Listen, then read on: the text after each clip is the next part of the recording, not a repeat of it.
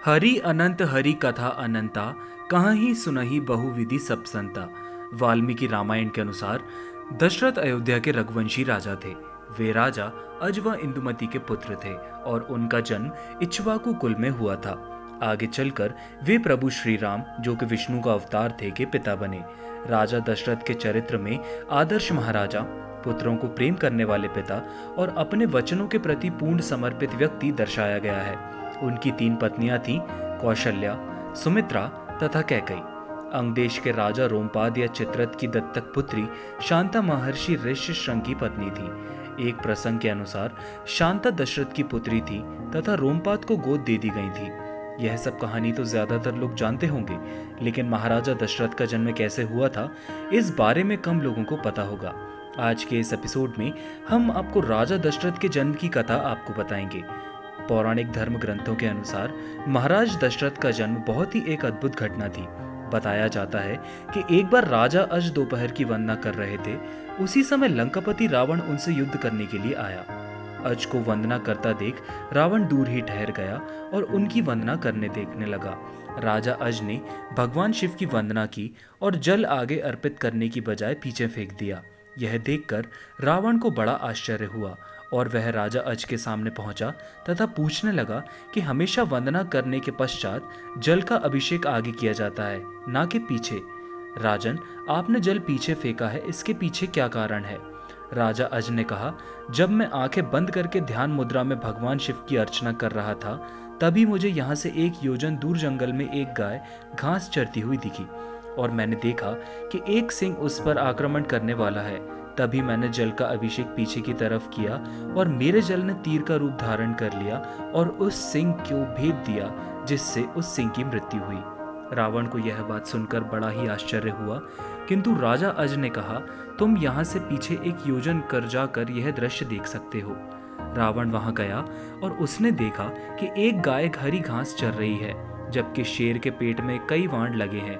अब रावण को विश्वास हो गया कि जिस महापुरुष को जल से ही बाण बन जाते हैं और बिना किसी लक्ष्य साधन के लक्ष्य भेदन हो जाता है, ऐसे वीर पुरुष को जीतना बड़ा ही असंभव है, और वह उनसे बिना युद्ध किए ही लंका लौट गया। इस घटना के कुछ समय बाद राजा अज जंगल में भ्रमण करने के लिए गए थे, तो उन्हें एक बहुत ही सुंदर सरोवर दिखाई दिया। उस सरोवर में एक कमल का फूल था जो अति सुंदर प्रतीत हो रहा था। उस कमल को प्राप्त करने के लिए राजा अज सरोवर में कूद गए, किंतु राजा अज कितना भी उस कमल के पास जाते, वह कमल उनसे उतना ही दूर हो जाता और राजा अज उस कमल को नहीं पकड़ पाए। उसी आकाशवाणी हुई कि हे राजन, आप निसंतान हैं और आप इस कमल के योग्य नहीं हैं। इस भविष्यवाणी ने राजा अज के हृदय में एक भयंकर घात किया था। राजा अज अपने महल में लौट आए और चिंताग्रस्त रहने लगे, क्योंकि उन्हें संतान नहीं थी, जबकि वह भगवान शिव के परम भक्त थे।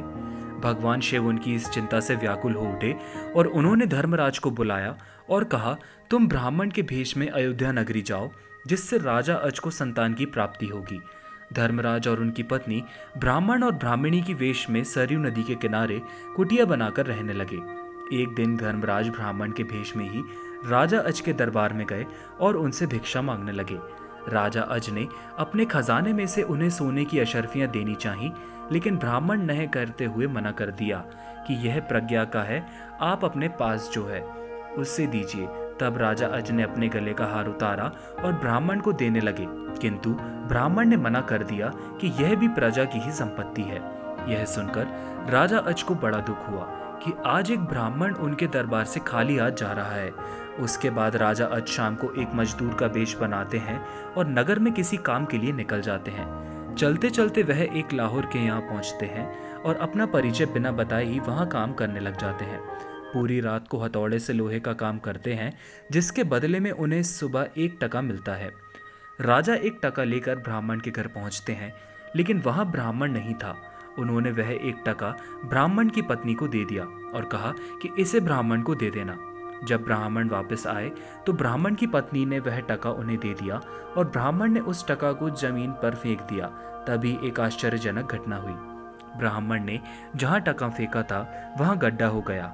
ब्राह्मण ने उस गड्ढे को और खोदा और उसमें से सोने का एक रथ निकला जो आसमान में चला गया। इसके पश्चात ब्राह्मण ने और खुदाई की तो दूसरा सोने का रथ निकला और आसमान की तरफ चला गया। इसी प्रकार से जमीन की खुदाई से 9 सोने के रथ निकले और आसमान की तरफ चले गए। और जब 10वां रथ निकला तो उस पर एक बालक था और वह रथ जमीन पर आकर ठहर गया। ब्राह्मण उस बालक को लेकर राजा अज के दरबार में पहुंचे और कहा, राजन, इस पुत्र को स्वीकार कीजिए, यह आपका ही पुत्र है जो आपके 1 टका से उत्पन्न हुआ है। इसके साथ में सोने के 9 रथ निकले जो आसमान में चले गए, जबकि यह बालक 10वें रथ पर निकला, इसलिए यह रथ तथा पुत्र आपका है, जिनका नाम दशरथ पड़ा। महाराज दशरथ का असली नाम मनु था।